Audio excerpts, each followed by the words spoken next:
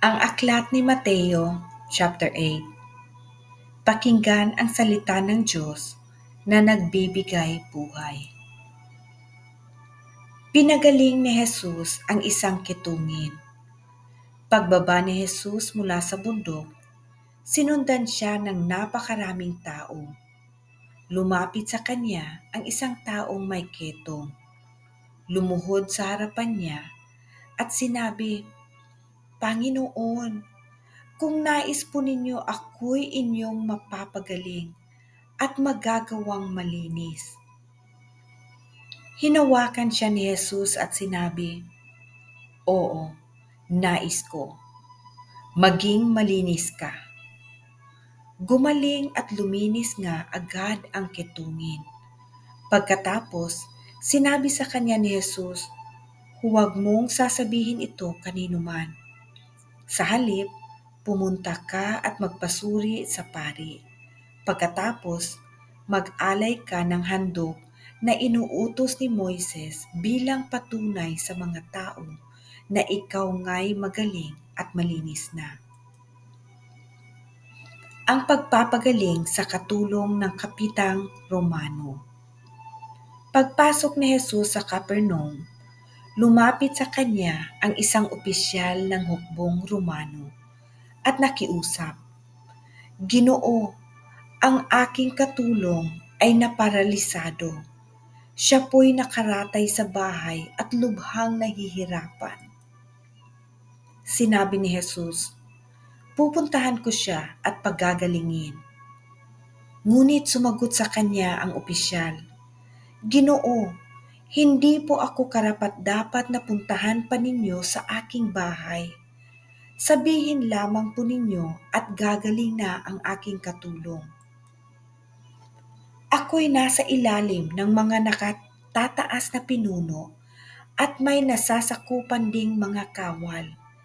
Kapag inutusan ko ang isa, pumunta ka roon, siya'y pumupunta, at ang isa naman, halika, siya'y lumalapit. Kapag sinabi ko sa aking alipin, gawin mo ito, ginagawa nga niya iyon."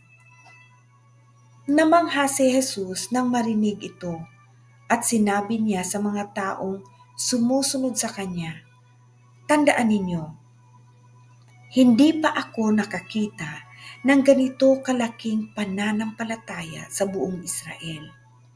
Tandaan ninyo, marami ang darating buhat sa silangan at sa kanluran at dudulog sa harap na kasalo nina Abraham, Isaac at Jacob sa kaharian ng langit. Ngunit ang mga taong dapat sana'y kasama sa kaharian ay itatapon sa kadiliman. Mananangi sila doon at mangangalit ang kanilang mga ngipin." At sinabi ni Jesus sa opisyal, "Umuwi ka na. Mangyayari ang hinihiling mo ayon sa iyong pananampalataya." Sa oras ding iyon ay gumaling ang katulong ng kapitan. Maraming pinagaling si Jesus. Pumunta si Jesus sa bahay ni Pedro at nakita niya roon ang biyanan nito na nakaratay at nilalagnat. Hinawakan ni Jesus ang kamay ng babae at nawala ang lagnat nito. Bumangon ang babae at naglingkod kay Jesus. Nang gabing iyon, dinala kay Jesus ang maraming sinasapian ng mga demonyo. Sa isang salita lamang ay pinalayas niya ang masasamang espiritu at pinagaling ang lahat ng may karamdaman. Sa gayon, natupad ang sinabi ni Propeta Isaias, "Inalis niya ang ating mga kahinaan, pinagaling ang ating mga karamdaman." Ang paglilingkod kay Jesus. Nang makita ni Jesus ang mga tao sa kanyang paligid, iniutos niya sa mga alagad na maghandang tumawid sa kabilang ibayo. Lumapit sa kanya ang isang tagapagturo ng kautusan at sinabi, "Guro, sasama po ako sa inyo saan man kayo pupunta." Ngunit sumagot si Jesus, may mga lungga ang mga asong gubat at may mga pugad ang mga ibon. Ngunit wala man lamang matulugan o mapagpahingahan ang anak ng tao. Isa naman sa mga alagad ay nagsabi sa kanya, Panginoon, maaari po bang umuwi muna ako upang ipalibing ko ang aking ama? Ngunit sinabi sa kanya ni Jesus, Sumunod ka sa akin at ipaubaya mo sa mga patay ang paglilibing ng kanilang mga patay. Pinatigil ni Jesus ang bagyo sa lawa. Sumakay si Jesus sa bangka kasama ng kanyang mga alagad. Habang sila'y naglalayag sa lawa, si Jesus ay natutulog. Biglang bumugso ang isang malakas na unos at halos matabunan ng mga alon ang bangka. Kaya nilapitan ng mga alagad si Jesus at ginising. Panginoon, iligtas ninyo kami. Mamamatay kami, sabi nila. Ngunit sinabi niya sa kanila, Bakit kayo natatakot? Napakaliit naman ng inyong pananampalataya. Bumangon siya, pinatigil ang hangin at ang mga alon, at bumuti ang panahon.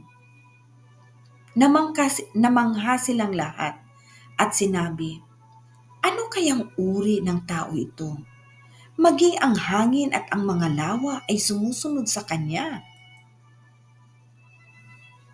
Ang Gadarenong pinalaya sa pang-aalipin ng mga demonyo. Nang dumating si Jesus sa kabilang ibayo, sa lupain ng mga Gadareno, sinalubong siya ng 2 lalaking sinapian ng mga demonyo. Sila ay nakatira sa libingan. Napakabangis nila kaya't walang sinuman ang dumaraan doon. Biglang nagsisigaw ang 2 lalaki. Ano ang pakialam mo sa amin, anak ng Diyos? Naparito ka ba upang pahirapan kami kahit hindi pa panahon? Sa di kalayuan ay may malaking kawan ng mga baboy na nagsisikain. Nakiusap sa kanya ang mga demonyo. Kung palalayasin mo kami, papasukin mo kami sa mga baboy na iyon. Sinabi ni Jesus, Sige, lumayas kayo. Lumabas nga sila sa 2 lalaki at pumasok sa mga baboy. Ang buong kawan ay biglang tumakbo papunta sa bangin, nahulog sa lawa at nalunod. Nagtakbuhang papuntang bayan ang mga tagapag-alaga ng mga baboy. Pagdating doon, ipinamalita nila ang buong pangyayari, pati ang naganap sa mga lalaking sinapian ng mga demonyo. Kaya't lumabas ang buong bayan upang salubungin si Jesus. Pagkakita sa kanya, ipinakiusap nilang lisanin niya ang kanilang lupain.